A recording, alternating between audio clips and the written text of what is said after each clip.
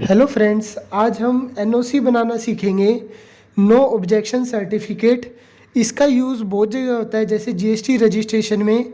तो आपको इसमें कंटेंट क्या लिखना है, तो ये एनओसी लिखता कौन है? नॉन ऑब्जेक्शन जो प्रॉपर्टी का ओनर होता है वो ये लिखता है।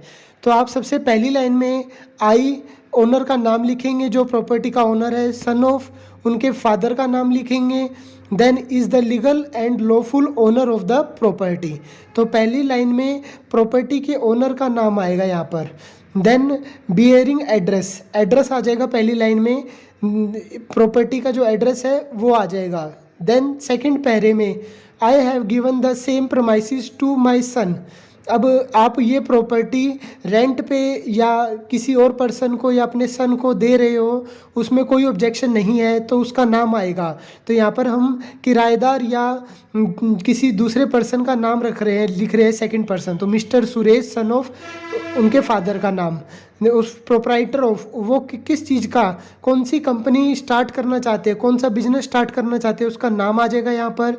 To use his registered office, तो वो अपना ऑफिस यहाँ पर ऑफिस के लिए यूज़ करना चाहता है ये बिल्डिंग, तो हमने उससे कोई ऑब्जेक्शन नहीं है। Further I have no objection if mister, जो आपने ऊपर नाम लिखा है सेकंड पॉइंट में, वो सेम कॉपी करके यहाँ पर पेस्ट कर देंगे। Is carrying on business at above said premises. तो सेकंड पॉइंट में ये है कि जो ये सुरेश पर्सन है, सेकंड पर्सन सन है या फिर किराएदार है, मुझे कोई दिक्कत नहीं है कि ये पर्सन मेरी बिल्डिंग यूज़ कर रहा है अपने बिजनेस के लिए, ठीक है। देन फिर थर्ड पैरे में मैं ये डिक्लेयर करता हूँ, I declare that my premise address in electricity bill is not complete. Electricity bill में जो एड्रेस लिखा हुआ है वो कंप्लीट नहीं है, तो जो इलेक्ट्रिसिटी बिल में आधा अधूरा एड्रेस है वो यहाँ पर मेंशन कर दोगे आप, जैसे कि आप देख सकते हो यहाँ पर। तो आधा अधूरा जो भी एड्रेस है शॉर्ट में वो यहाँ पर मेंशन कर दोगे, और इलेक्ट्रिसिटी बिल में अकाउंट नंबर होता है वो भी मेंशन कर दोगे आप यहाँ पर। देन आगे लिख दोगे I declare that this bill belong to premise. जो आपका प्रॉपर पूरा एड्रेस है, जो आपने फर्स्ट पैरे में फर्स्ट पॉइंट में लिखा है पूरा एड्रेस, वो आप फिर से थर्ड पैरे में लास्ट में लिख दोगे। तो जो प्रॉपर एड्रेस है आपका वो आपका फर्स्ट पैरे में भी आएगा और लास्ट पैरे में भी आएगा, बिल्कुल लास्ट में। यहाँ से कॉपी कर लीजिए फर्स्ट पैरे से, और वो थर्ड पैरे में आप पेस्ट कर दीजिए। तो वो एड्रेस आपका बिलोंग करता है इस इलेक्ट्रिसिटी बिल से। तो इस नॉन ऑब्जेक्शन सर्टिफिकेट में कई बातें डिस्क्लोज़ कर दी आपने कि मुझे कोई भी दिक्कत नहीं है अगर ये पर्सन मेरी बिल्डिंग में बिजनेस करता है तो, और इलेक्ट्रिसिटी बिल में आधा अधूरा एड्रेस है तो उसके रिगार्डिंग भी हमने एनओसी डाल दिया। अगर आपका कोई भी डाउट है तो हमें कमेंट बॉक्स में बताइए।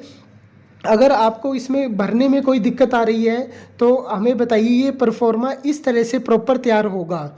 इससे इसको आप 10 रुपये के 11 रुपये के एफिडेविट पे लगाना, और ओनर के साइन होंगे दो जगह, नीचे आप देख सकते हो दो जगह ओनर के साइन होंगे, और प्रॉपर रीड कर लीजिए, कोई भी वर्ड आपका गलत नहीं होना चाहिए।